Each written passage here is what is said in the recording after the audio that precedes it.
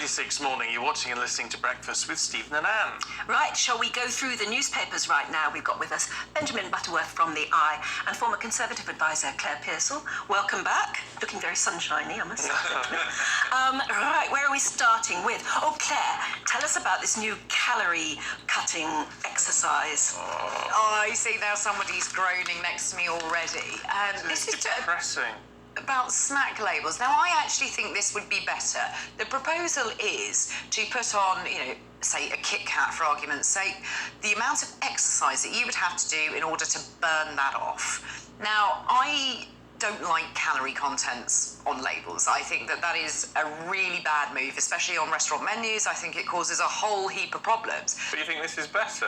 Do you know what? I do, because I do think it would highlight that perhaps if you were to eat that, you're going to have to move. We all know that if we're going to eat, then we need to do the exercise, calories in, burning it off, calories out. We all know that. It's very, very simple. But if there's just a reminder on that box of biscuits that says, if you have 3 of these, you need to go and do a 20-minute walk. What would be a 20-minute walk? Like, if you ate a Kit Kat, it's probably going to take you about half an hour, 40 minutes to run it off. But run it off. But then that's much... Then do you want it, really? I think exactly. If it says 110 calories, I would think, well, I can save that a bit later on, or I won't, have tea or something. Yeah. But if it actually just says you're going to have to do a 30-minute run, then you think really I would think much harder about eating it, wouldn't you? Yeah, the only time I run is to the wine shop at 10:55, to be honest. But do you know what? I think it's a good idea, because I remember vividly when I was at school, and I grew up in Manchester, and they said that a Mars bar, you have to walk the full length of the Trafford Centre twice. And I can still remember that to this day. And I never bought a Mars bar again, but the fact I bought every other chocolate bar conceivable probably means that it didn't really work. But it meant something. It was a tangible way to measure the exercise I'd have to do. Exactly. So I think it's a good Who's idea. going to bring it? Is the government imposing this? Well, no, or is it certain food companies, or this what? was a study on obesity. It was the International Congress on Obesity in Melbourne. Oh. So they're looking at it, and I just think it's really interesting. Loughborough University has started to do a study on it. Everyone who goes to the Obesity Congress in Melbourne is stick thin. They better be so thin, these people.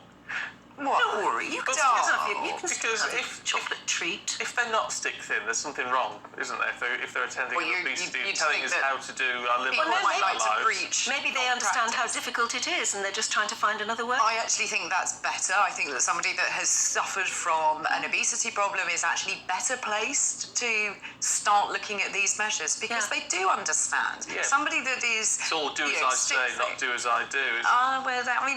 I think we all need to take our own responsibility, but I think this little nudge is in the right direction. I do as well. Mind you, I can't see many food companies being willing to go along with it. No. So basically, they're doing something that's going to put you off buying their thing. True. I have to say, I often go out for like a walk in the evening to be healthy, and then I'll go and pick up a bag of sweets on the way back. To keep me contented while I'm walking, and it really defeats the object. Or you walk past a McDonald's on the way back just to make sure. Exactly. I know. Yes.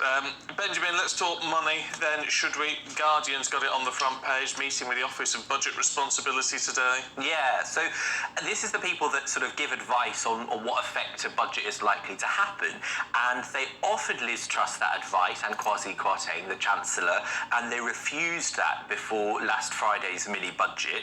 Well, this Friday, they're going to meet with the head of the OBR to ask him for his advice. And there's a quote on the front page of The Guardian which says that meeting with the Office of Budget Responsibility today is like trying to read the manual after you've broken the thing, which I think a lot of people will sympathise with that argument, because they offered this advice before they put it to the country, and before it went wrong, they didn't take it. Well, now they've changed their mind and they want the help. Well, they're being forced to do it, aren't they, because of the way the markets are responding? Well, arguably, reality is forcing them to do it. And I think, it struck me as incredibly bizarre that they didn't want these forecasts of what would have happened to the economy. Surely a budget is having all the numbers in front of you and understanding the effects of the different decisions you could make. And it would help them sell it, wouldn't it? They'd be able to say the OBR predicts that this will work. Oh. But I think, unfortunately, they had gone down the rabbit hole of thinking that it was a fiscal event, it wasn't budgets. as we kept being told last Friday.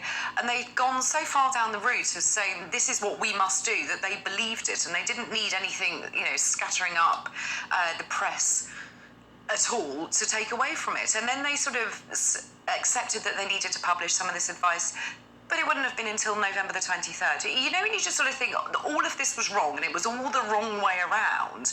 And if they'd had the advice, if they'd shared the advice, then we may not be in the position that we are now. They must have seen the advice. Yes, but I should imagine they did, which is why they didn't want to take it. Yeah, but and then that's a really bold what's the statement. morality of going ahead and announcing something that you've already seen the OBR disapproves of? Yeah, and there are a lot of questions to answer, and I can understand now why people are calling for Parliament to be recalled, because they will want to know, when did you see this advice?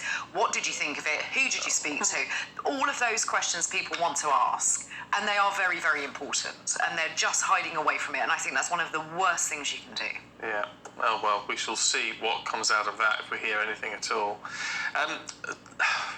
You're a happily married woman. Why have you picked the Mail looking at divorce? At a 10-year high. Yes, no, but I am very, very happily married. Better say that. He'd be watching. He will be watching. I'm very happily married, but I also have been divorced. Oh, have you? I had Oh, previously. scandal, breaking news. Scandal.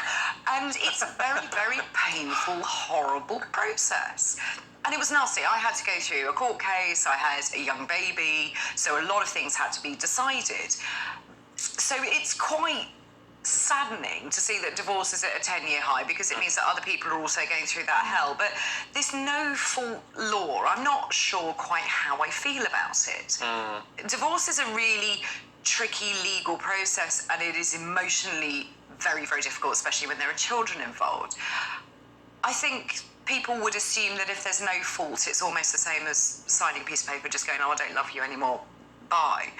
And I kind of think that it makes marriage a little bit less valued. And I know that that's... I agree. From somebody that has been divorced, I really did try, and I really tried to keep it together, and it didn't work. And then to have to go through this horrible process of laying everything out there for a judge to look at and pick over is awful. And it took a good couple of years before I actually came out of that sort of low... But that's what the no fault is meant to be achieving, is doing away with all that horrible detail. But you are still losing a relationship that you had. Obviously, when you married that person, there was the intent to stay with them for the rest of your lives. You love them. Whatever it is, you still have the emotion attached to it. So I don't think, even if you call it no fault, you can't ever take that away from it. The passion involved, the guilt, the love, the anger, everything that goes with it. You can't just remove it just because you're saying, well, actually, we just don't love each other. You still have all of that enmeshed. So I'm really sad to see it's at a 10-year high. I'm very pleased if people are getting out of relationships that they shouldn't be in. I mean, do we know whether this figure is being skewed by, lockdown, things like that? Yeah, you can only imagine that we know lots of relationships broke up because of lockdown, because suddenly people were forced to live in each other's pockets and realised they didn't quite like it. But I think the no-fault divorce thing is surely a good thing, because, often marriages break up because simply they stopped loving each other, it stopped working, their lives changed. It makes it easier to stop trying, though. You've got to work at a marriage. When you have to try and, the short list of things that you could use as faults often fuels antagonism. It can be quite painful on the kids who are seeing those rows. I think it just makes things worse when actually often people have tried incredibly hard to keep their marriage together. They want to move on, and why bring this new antagonism into it of having to have the fault? Why not just let them wrap it up and get on with their lives and look after the kids? Well, let us know what you think. GBNews at gbnews.uk. Love to hear your stories, actually. I'm not into... I think it cheapens things a little bit, but then I've not been through it, so there you go. Look, thank you both. We're out of time. We shall catch up with you both in the next hour. I look forward to that.